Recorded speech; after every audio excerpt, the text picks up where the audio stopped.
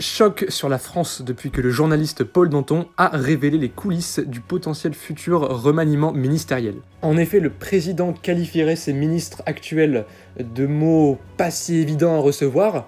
D'ailleurs, certains se demandent s'ils sont vrais ou faux. Et pour prouver la véracité de ces propos, nous recevons aujourd'hui dans notre émission un ministre qui restera par contre anonyme.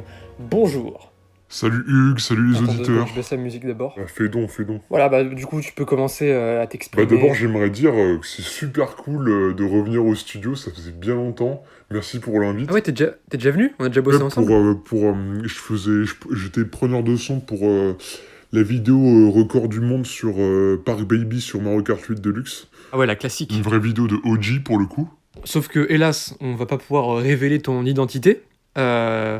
Mais tout ce qu'on peut dire, c'est que tu as rejoint le gouvernement donc en janvier. Ouais, pendant le remaniement ministériel de janvier, ouais. Tu peux être n'importe qui du renouvellement ministériel. Hein. Tu peux être Weda Castera. Non, pas Amélia, parce qu'Amélia, elle est à Sainte-Anne, là, donc c'est pas trop possible. Ah merde, pourquoi il y est? Sans vouloir révéler les détails, je pense que les auditeurs s'en doutent.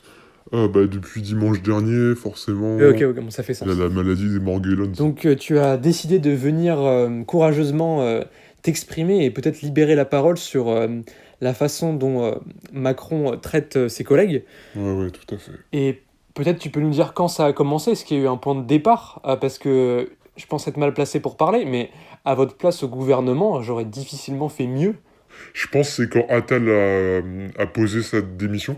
Et, forcément. Et, la réaction d'Emmanuel a été très violente, alors pas publique, mais en privé en tout cas. Parce qu'à ce moment-là, il a tenu des propos très virulents. Il lui a dit mais le destin du pays est entre nos mains, tu te dégonfles, pauvre tâche. Tu sais quoi, tu vaux pas mieux qu'une poule mouillée. Cote. Retourne regarder les zouzous losers, il a ajouté.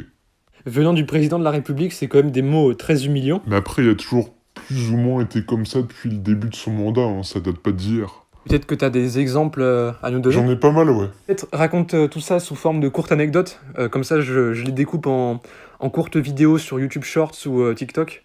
Ah, d'accord. J'ai tendance à accompagner mes shorts avec des petits extraits de jeux mobiles en dessous, et là j'ai découvert une app assez sympa qui s'appelle Save the Omega Nugget Sigma in Skibidi World, que j'aimerais bien tester, qui a l'air assez chouette. Donc, non, mais y a pas de problème. Merci de ta compréhension. Donc, je te laisse nous raconter les faits. Ouais, mais d'abord, est-ce que ton équipe peut afficher une image à l'écran? Oui, bien sûr, on a toujours les moyens ici dans les studios poulaillers. Donc, Celle-là. Ah oui, c'est particulier. C'est moi à force, j'ai l'habitude. Hein. Donc, raconte-nous l'histoire derrière cette image. Du coup, assez fréquemment, Macron nous attendait comme ça, à la sortie des toilettes. Et généralement, on l'évitait un peu du regard, parce qu'on avait marre de lui, mais à ce moment-là, il s'approchait, il disait alors, tête de rat, on dit pas bonjour à son grand patron? Alors, on se croit plus malin que les autres, hein, c'est ça? Mais c'est juste verbal? Si on répondait pas, puisqu'on était tétanisé par la peur, il nous bâchait notre mallette au sol, et il nous disait oh non, il va se mettre à pleurer. Oh, il faut pas pleurer, on a décidé d'être aux commandes du pays, maintenant faut assumer, hein. Allez, on arrête les pleurs et on active le labeur. Et quand même. Et forcément, ça nous faisait pleurer parce qu'il disait ça fixement, droit dans les yeux, pendant 5 minutes entières.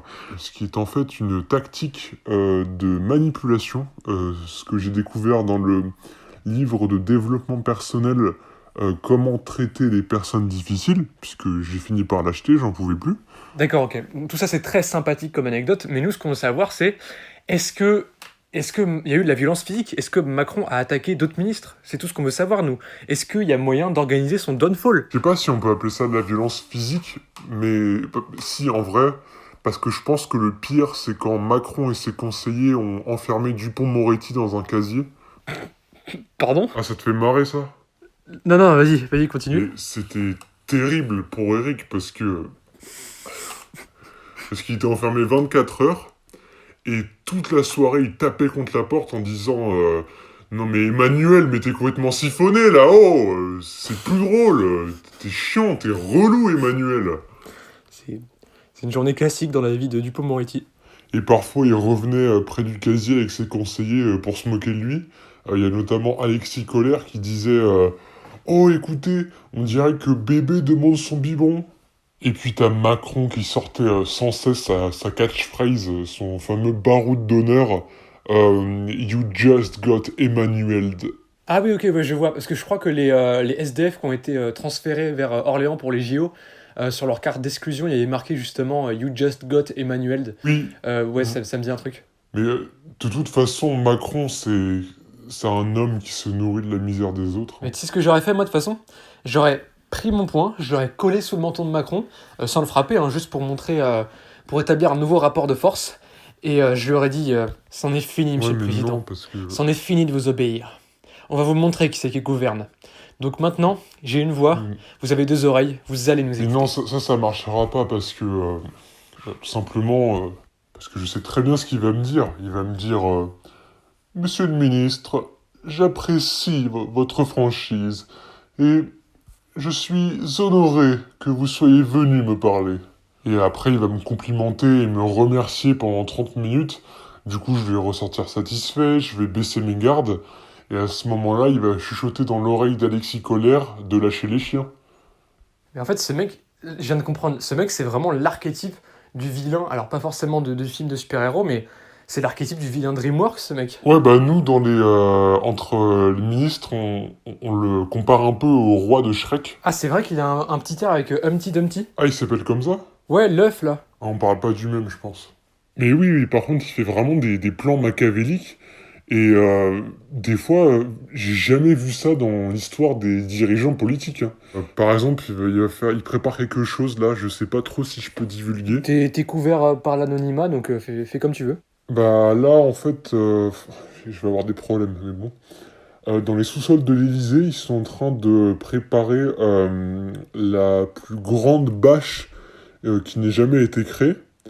Et ils comptent dans 2 semaines la faire envoler par des drones pour qu'elle couvre le soleil. Hein?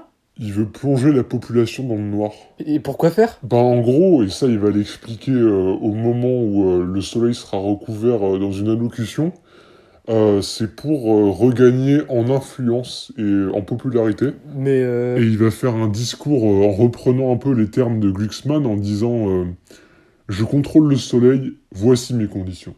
je suis un peu sous le choc, là, je vais t'avouer. Et moi de même, moi de même. Bah, heureusement que t'as pris la parole, parce que c'est d'intérêt public. Bah là, je me place un peu comme lanceur d'alerte, hein. Je prends des risques. Ah bah, ça... Mais bon, après, on sait pas que c'est moi, donc... Ouais, je pense qu'on va s'arrêter là, parce que c'est difficile de surpasser ça en termes de facteur choc. Et Je comprends. Bah écoute, on se reverra peut-être une prochaine fois dans le podcast, j'espère. En tout cas, c'était un plaisir de revenir. Et oui, tu peux me rappeler hein, si t'as envie que je sorte de nouveaux scoops. Je suis disponible. yes, merci à tous les auditeurs d'avoir suivi ce podcast, l'investigation du Poulailler, le JT du Poulailler, Face à Hugues Poulailler. face à Hugues Poulailler, merci. Et merci Rachida d'avoir été mon invité. Merci beaucoup. Et une excellente soirée à vous.